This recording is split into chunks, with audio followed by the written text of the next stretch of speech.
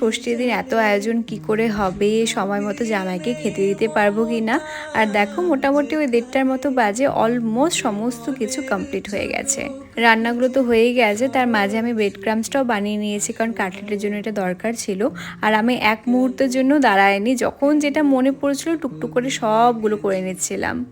বলো না কেন তুমি বদলে গেছো।